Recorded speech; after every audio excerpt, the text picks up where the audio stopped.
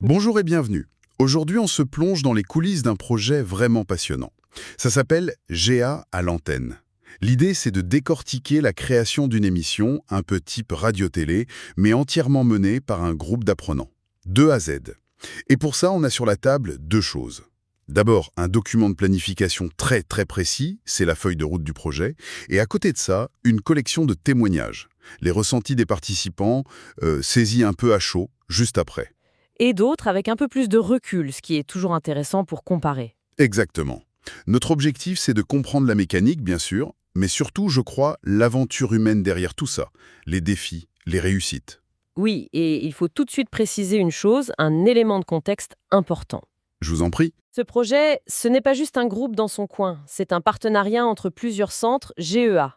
Greta, éducation et formation, adéquation. Ah oui, donc ça ajoute une dimension de coordination dès le départ. Exactement. Ça rend l'exercice encore plus proche en fait d'un vrai projet professionnel. C'est un excellent poids. Bon, alors allons-y. Tout commence le 15 décembre 2025. On est au lycée Les Fontenelles, à Louviers. Première réunion collective. C'est là que tout se décide. C'est ça, on pose les bases. Le nom est choisi, GEA à l'antenne. Le format aussi est défini, une présentatrice entourée de chroniqueurs. Mais ce qui est assez étonnant, c'est qu'ils ne s'arrêtent pas là. Non, et c'est là qu'on voit tout de suite l'ambition. Ils auraient pu se contenter d'écrire des textes, quoi. Bien sûr, Qui s'occupera de la partie technique. Il y a même une réflexion sur une équipe de stylistes beauté. C'est ça qui est fascinant. Ils ont une vision globale, presque entrepreneuriale, dès le premier jour. C'est un vrai apprentissage par la pratique. Et ça nous amène au contenu du coup. Les thèmes des chroniques sont incroyablement variés. On a du sport, de la santé, de la cuisine. Mais aussi des sujets plus pointus. Les fake news, le développement durable et même l'astrologie. Et des trucs et astuces du quotidien. Une participante, Gulay, dira d'ailleurs plus tard que c'est cette diversité qui a rendu l'émission vivante et intéressante. Et c'est un vrai défi en gestion de projet, ça. Gérer une telle diversité. Comment on fait pour que tout ça forme un tout cohérent? Et comment ont-ils fait alors? Bah, avec de la méthode. Le 22 décembre, un vote est organisé pour choisir les chroniques définitives. C'est démocratique, ça implique tout le monde. Mhm. Et puis, début janvier, il y a une séance qui est annulée à cause de la neige. Mais le travail continue, les recherches individuelles se poursuivent à distance, ils structurent le projet, ils ne se laissent pas déborder. et à partir du 12 janvier, le travail se fait en groupe par chronique. Ils trient les infos, ils commencent l'écriture. C'est là, fin janvier, que ça devient vraiment intéressant. On passe de l'écriture à la pratique concrète. Oui, on sent que la pression monte d'un cran. Tout à fait. Les textes sont en train d'être peaufinés, mais ils vont plus loin. Ils créent un diaporama avec des photos, des vidéos qui sera projeté derrière la présentatrice pendant l'émission. Ah oui, l'émission prend une vraie dimension visuelle. Ce n'est plus juste de la radio filmée. C'est ça. Et le 26 janvier, après-midi, première mise en situation. Un premier entraînement à l'oral. Mais l'étape qui, pour moi, change vraiment la donne, c'est la visite de la station de radio Espace Normandie le 30 janvier. Pourquoi est-ce si crucial, selon vous Parce que ce n'est pas juste une sortie scolaire, c'est un pont direct avec le monde professionnel.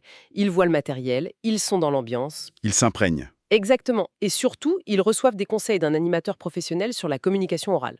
Ce n'est plus de la théorie, c'est un savoir-faire qu'ils peuvent appliquer 2 jours plus tard. Ça transforme l'expérience. Et on y arrive, à ces 2 jours plus tard, le 2 février, le jour J. Le matin, c'est la répétition générale. Le fameux filage. Le filage complet, oui, mais non filmé. Et il y a un détail dans le planning qui en dit long sur leur capacité d'adaptation. Ah, Timéo, leur journaliste terrain, n'est pas sur place ce jour-là. d'accord. Et donc? Eh bien, il participe à distance. Par téléphone, depuis chez lui. La présentatrice l'appelle en direct et il lit son texte. C'est une solution très créative à une contrainte logistique, c'est vrai.